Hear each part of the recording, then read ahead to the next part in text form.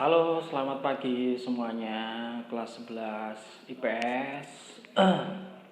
Selamat pagi, salam sejahtera untuk kita semua.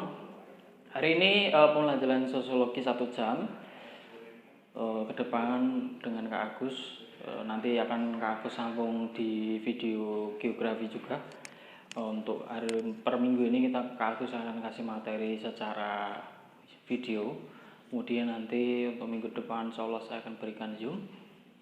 Ya, mungkin langsung aja. Kemarin sudah saya sampaikan beberapa materi terkait kelompok sosial. Jadi ada beberapa pengertian tentang kelompok sosial, yang dimana kelompok sosial itu terbentuk karena ada faktor apa aja, dan dimana kita mengetahui kelompok sosial itu dan bagaimana caranya kita melakukan kegiatan kelompok sosial.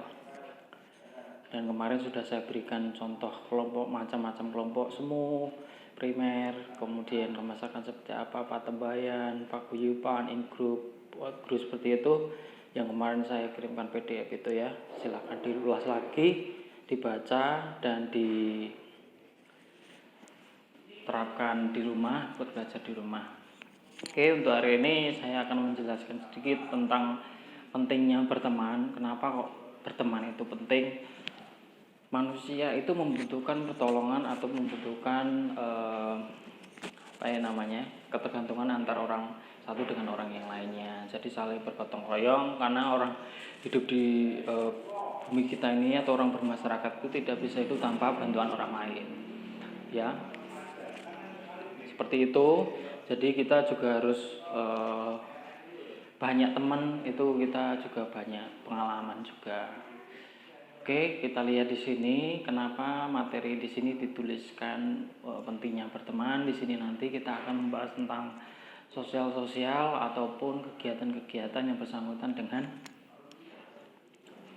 kelompok sosial berdasarkan ekonomi. Ya, kita lihat di sini. Saya besarkan sini Oke. Coba di sini dilihat. Di sini udah ada kelompok sosial berdasarkan ekonomi. Ya, jadi ada 3 berdasarkan ekonomi, adalah produsen, distribusi, dan konsumen. Dan dimana di situ adalah bentuk kelompok sosial yang dituliskan berdasarkan ekonomi. Ya, di sini dijelaskan bahwa pengelompokan sosial itu adalah salah satu yang terjadi dengan alasan ingin mendapatkan kebutuhan pokok, ya, makan, minum, pakaian, ya, apapun itu yang dibutuhkan manusia sekarang. Jadi sekarang di sini sudah ada kegiatan produksi. Ya, di sini ada kegiatan produksi. Maaf, tadi saya bilangnya produsen. Produksi ya, produksi itu adalah dimana proses menghasilkan atau kegiatan berhubungan dengan cara menghasilkan barang ataupun jasa. Jadi oleh warga masyarakat, dan di sini kemudian diproses dengan menyalurkan barang itu didistribusi, dan seperti kita yang memakai ataupun orang yang mengonsumsi itu namanya konsumen. Oke.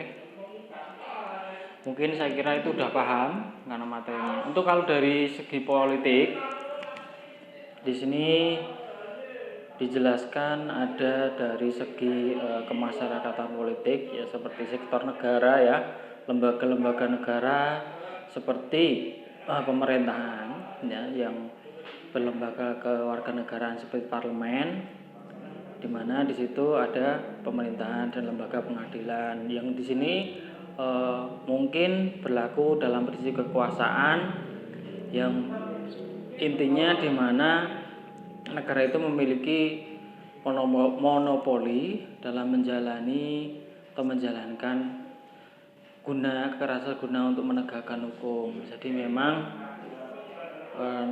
itu sangat berlaku untuk misalnya ya, dalam penarikan pajak, menjamin berlakunya perjanjian, menjaga keagamaan. Seperti itu fungsinya pemerintahan untuk mengatur kemasyarakatan di Indonesia.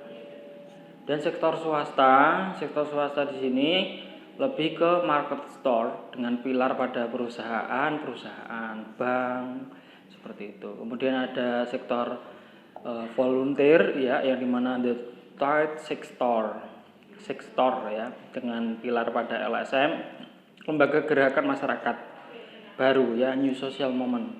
Jadi nilai yang berkembang adalah kesukarelaan atau voluntary dan non-profit dan non-choice.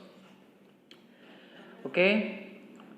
Di sini ada ciri-cirinya, adanya perilaku politik, budaya politik, kelompok kepentingan, dan kelompok penekanan. Dari sinilah kelompok sosial dari segi politik atau ciri-cirinya. Kemudian kelompok sosial hukum, di sini menurut kodratnya, jadi manusia itu di mana saja dan kapan saja dilahirkan sampai meninggal pun itu selalu hidup berdampingan atau hidup bersama-sama ya. Hidup bersama-sama. Jadi manusia itu sebagai perorangan atau individu yang cenderung untuk berkumpul dengan individu satu dengan yang lainnya. Kemudian next, karena mungkin materinya ini sangatlah sosiologi itu bersangkutan dengan sosial, yang dimana kita harus sering-sering selalu bersosial, lebih banyak teman, cari teman sebanyak-banyaknya. Walaupun pembelajaran kita online, diharapkan kalian bisa lebih aktif. Kalau nggak bisa ataupun yang ada ditanyakan, bisa langsung ke saya, karena waktu dari pembelajaran sosiologi ini saya sisihkan sedikit-sedikit, karena pentingnya untuk biar kalian bisa cepat paham.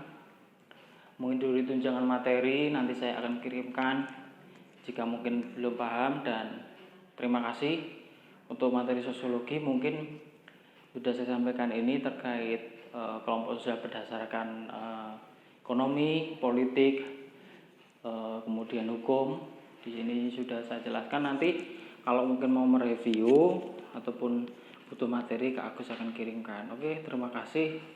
Saya akan melanjutkan di geografi. Thank you.